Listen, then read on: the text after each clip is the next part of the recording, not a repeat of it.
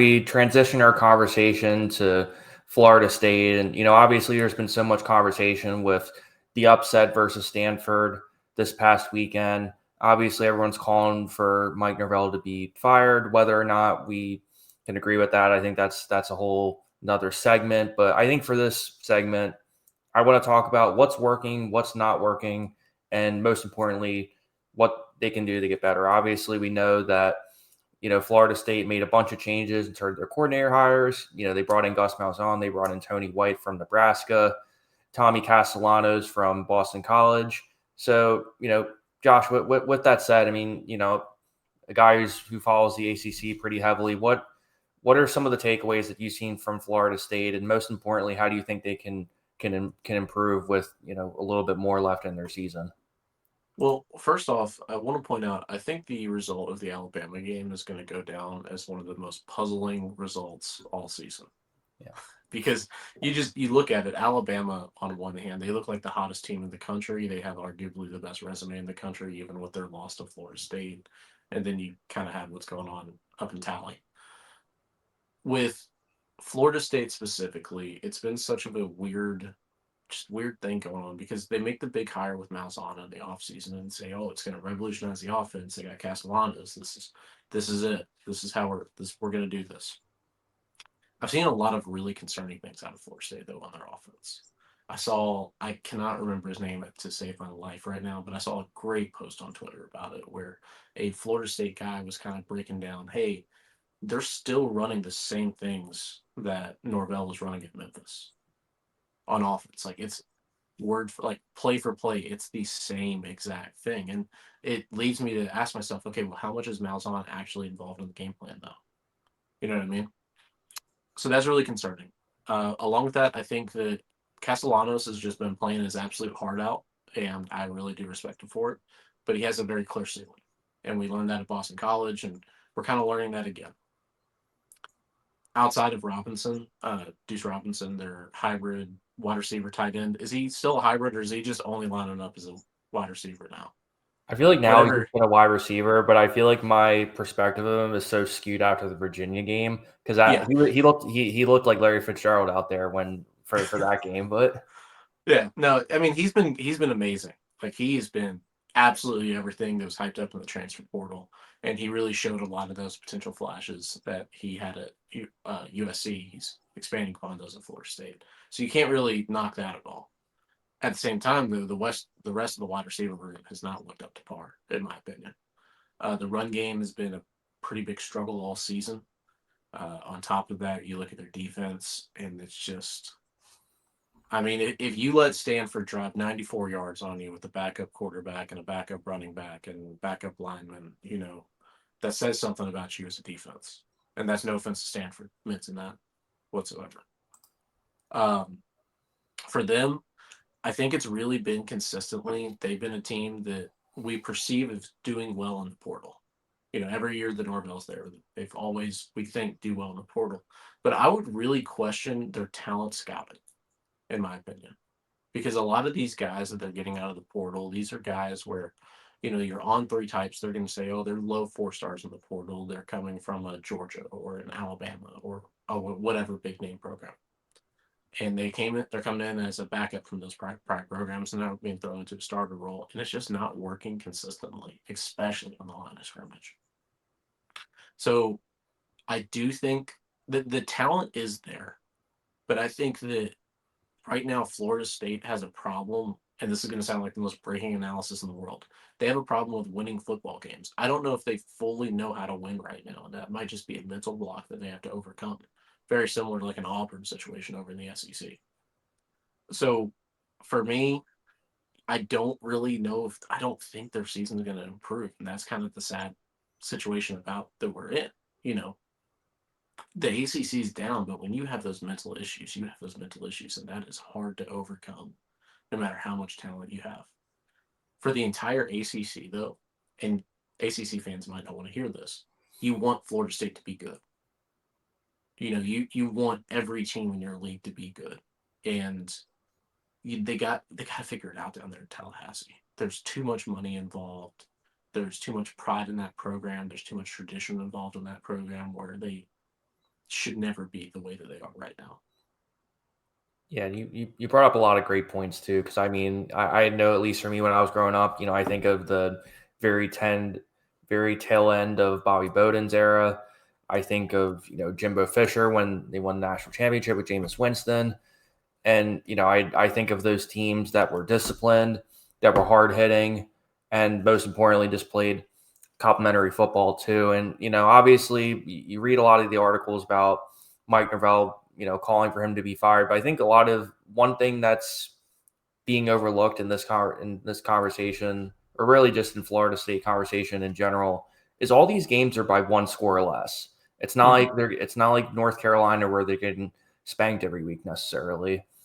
But you brought up a lot of good points that are definitely worth mentioning, like the Tommy Castellanos situation. I remember thinking about this Florida State team in during the springtime, and me thinking to myself, I've watched enough of him at Boston College to know that there's something there with him, and I thought Gus would be the perfect guy, which I still think he is. But I do agree with you. There seems like there is some sort of dysfunction there because I guess.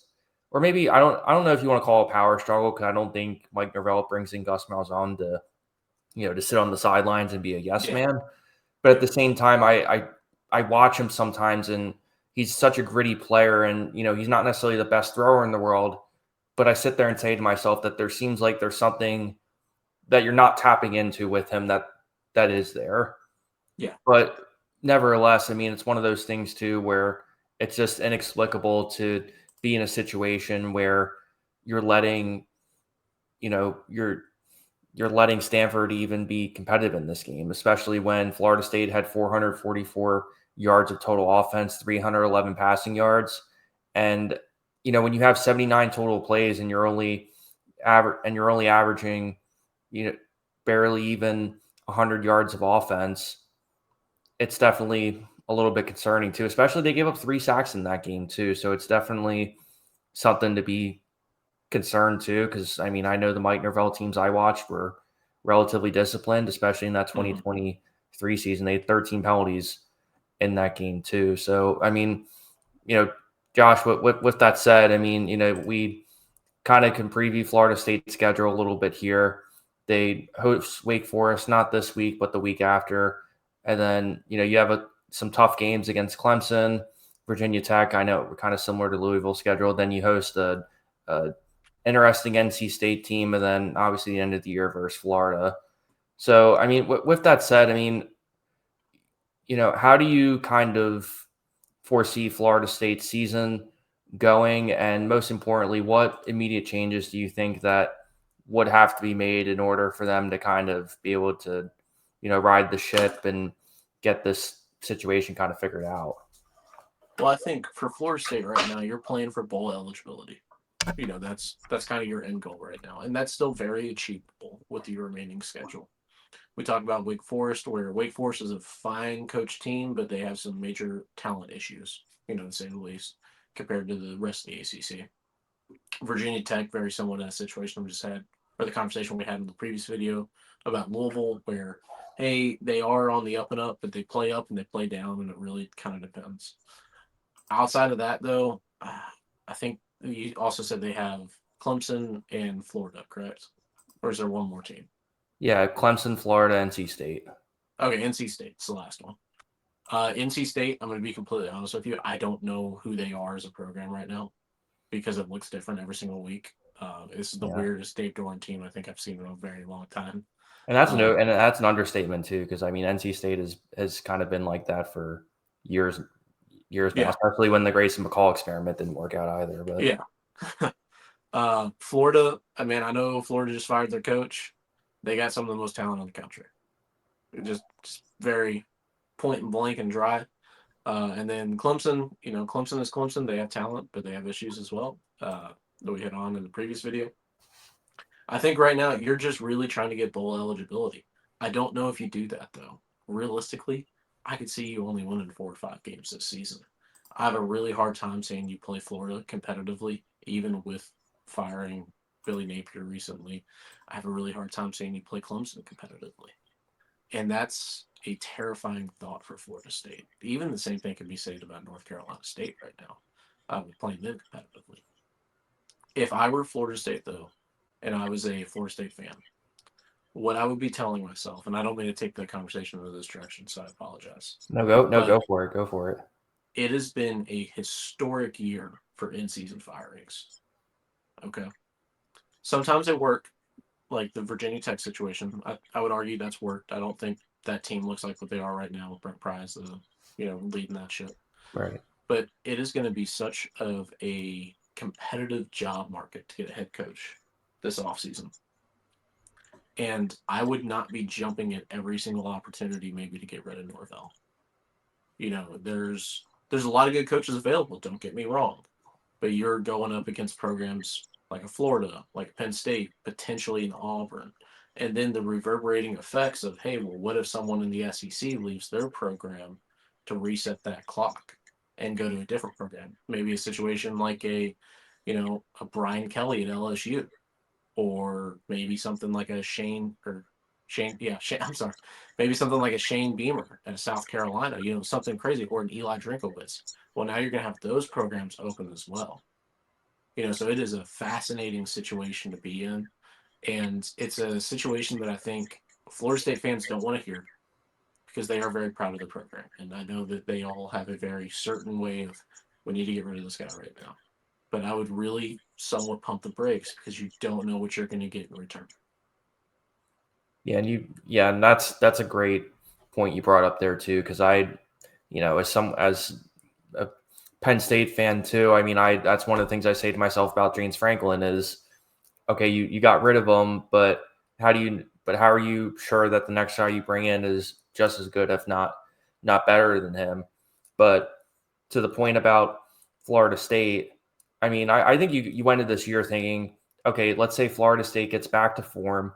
Let's say they go 10. Let's say they go 10-2, regardless of whether they make it to the AC championship game or the the playoff. Gus Malzahn, Tony White, both those guys would probably probably guys that we're talking about head coaching positions with. I mean, even last year they were talking about Tony White possibly being a candidate for the UCLA job. So I mean, that's definitely there too. And not to get into this rabbit hole too much, but I was thinking to myself, watching a little bit of the ACC network of, hey, maybe if maybe call up Jimbo Fisher and see what he has to say. I know I That's know the that's direction something I that. would go, honestly. I didn't mean to cut you off on it. No, I'm go sorry. for it. Go for it. But that is exactly the direction I would go. If I am dead set, hey, I have to make a move, take a hard and long look at Jimbo Fisher. That guy has shown time and time again, I want to get back into coaching. He doesn't need a lot of money.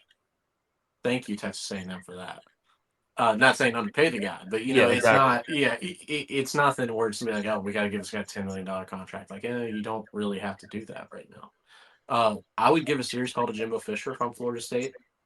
The other guy I'd be calling is John Summerall.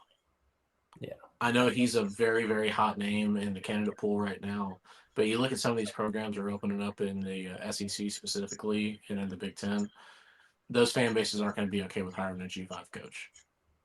Just point blank. Yeah, because I know talking with other, people who cover the ACC, I was a little bit intrigued with maybe the fit of Jimbo Fisher being at Virginia Tech. I know for me, if I was Virginia Tech, Jimbo Fisher would probably be the first person I call. But another name to throw out there too, and we'll go from there. Is I think Clark Lee at Florida State could be an interesting fit if you're Vanderbilt in the sense of hey, like I guess my thing is like, what is the ceiling at Vanderbilt really? Because if Clark Lee is at the ceiling right now, maybe he would be interested in taking a job like Florida State, where he has recruited in the Southeast before. He has been able to maximize what he has, and I don't think Florida State's is in the position where they're gonna go after a home run guy, especially if you look back and think of the last hire, Willie Taggart, for example, where he had one good season with Clinton Flowers, and they gave him a bunch of money, and then they're like, "Oh my God, we knew we screwed up," kind of thing. Mm-hmm. So with the Vanderbilt thing and Clark Lee, Vanderbilt football is traditionally not what we think of a powerhouse program in any mean of the stretch. But currently, the Doors are sitting on a 33% chance to make the college football playoff per FPI. They got a little bit of a stretch coming up in the SEC. They're on the road at Missouri, on the road at Texas, and on the road at Tennessee. What I would say, though, is don't sleep on Vanderbilt's ability to lock down Clark Lee. If you look at that program, it's very similar to what Indiana is doing right now. The city of Nashville is buying into that football program through their NIL. They're able to use their SEC war chest as needed, and they could lock down Clark Lee here. I would go that direction. I would at least try it, but I don't know how realistic that is for Florida State. Yeah, that's what I mean. It's one of those things where I'm kind of just spitballing at the same time, but Yeah, it's tough because you sit there and you say, okay, well, if you give Mike Norvell one more year, then all the fans are going to be pissed off about it. But then meanwhile, there is that party in the back of your head knows that he's a way better coach than what's kind of here. So is it okay? Or is it that he's just has too much power and he's not letting his coordinators be coordinators, or is it just because a lot of the team too is pretty, top heavy in terms of juniors and seniors and transfers too. So it's like, okay, you already know that 60% of at least 60% of the roster is not even going to be here next year, regardless of who transfers.